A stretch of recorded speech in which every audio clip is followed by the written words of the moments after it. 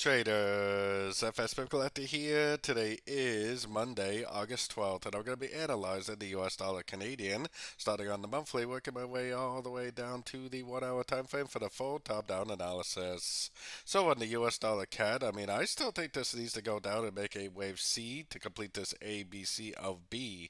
ABC of wave B before we potentially make a bigger move to the upside. So taking it down to the weekly time frame.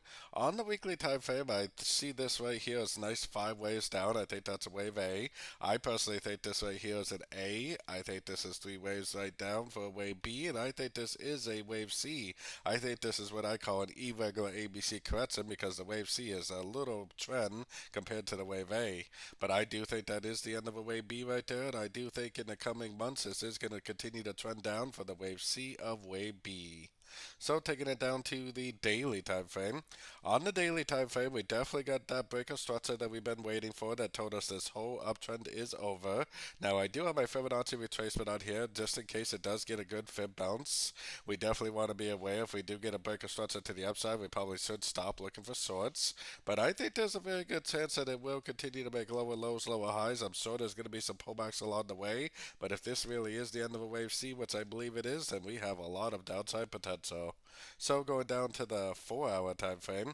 On the 4 hour time frame, we definitely do have 5 waves down. 1, 2, 3, 4, 5. So it actually may end up going up and it may even break structure. But that would probably be like a wave 1, and then it would probably be like a wave 2, and then go down for a wave 3. Definitely a likely possibility. But for me personally, unless it actually goes up and breaks this structure, I'm not going to be going long. There's no reason at all to think we're going long. We are at the 61%, which could be an area of resistance, but it doesn't have to go up and break structure. It could just make a little pullback and continue to make lower lows, lower highs, which is why I'm definitely still looking for shorts, holding on to shorts, and looking to get in more shorts. Going down to the 1 hour time frame. On the 1 hour time frame, I'm definitely only looking to go short. I'm looking to go short here, here, pretty much any place I see a pullback, especially if it's a 3-way pullback.